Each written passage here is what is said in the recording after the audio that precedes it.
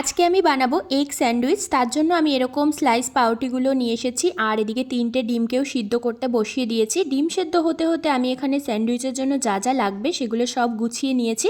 আর এখানে কিন্তু আমি বাটার দিয়ে লাস্টে স্যান্ডউইচটাকে সেঁকে নেব বলে বাটারও নিয়ে নিয়েছি। তো যাই হোক, ডিমগুলো সিদ্ধ হয়ে যাওয়ার পর ডিমগুলোকে আমি একটা চামচ দিয়ে অল্প ম্যাশ করে নিয়েছি। তারপরে এর মধ্যে দিয়ে দিলাম আমি ওই কুচনো শসা, পেঁয়াজ, আর তারপর দিয়ে দিলাম এর মধ্যে বেশ খানিকটা পরিমাণে মেয়োনিজটা আগের দিনই কিনে এনেছি।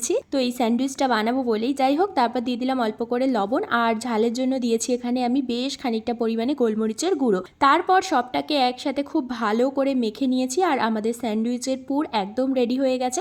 এরপর ঘরে ছিল টমেটো কেচাপ, তো একটা পাউরুটি নিয়ে তার উপর বেশ কিছুটা পরিমাণে টমেটো কেচাপ দিয়ে একদম ভালো করে মাখিয়ে নিয়েছি। তার উপর দিয়ে দিয়েছি আগে থাকতে করে রাখা স্যান্ডউইচের পুরটা। দেন আর একটা পাউরুটি নিয়ে তার উপরেও বেশ কিছুটা টমেটো কেচাপ মাখিয়ে ওই পাউরুটিটার উপর থেকে দিয়ে দিয়েছি। ব্যাস এইভাবেই আমি কিন্তু একে একে সমস্ত স্যান্ডউইচগুলোকে বানিয়ে নিয়েছি। তারপর আমাদের বাড়িতে যে রুটি করা চাটু আছে সেই চাটুটাকে ভালো করে গরম করে নিয়ে তার উপর বেশ কিছুটা পরিমাণে বাটার দিয়ে এক এক করে সমস্ত স্যান্ডউইচগুলোকে এপিটোপিট একদম ভালো করে ভেজে নিয়েছি। আর আমি কিন্তু এই ফার্স্ট টাইম বাড়িতে স্যান্ডউইচ বানালাম, এর আগে কখনো বানানো হয়নি। তো যাই হোক, ফার্স্ট দিনেই যে এত সুন্দর খেতে হবে আমি আশা করিনি। বাড়ির সবাইও খেয়ে বললো যে খুবই ভালো হয়েছে। তো আজকের ভিডিও এইটুকুই, দেখা হচ্ছে তোমাদের সাথে নেক্সট ভিডিওতে।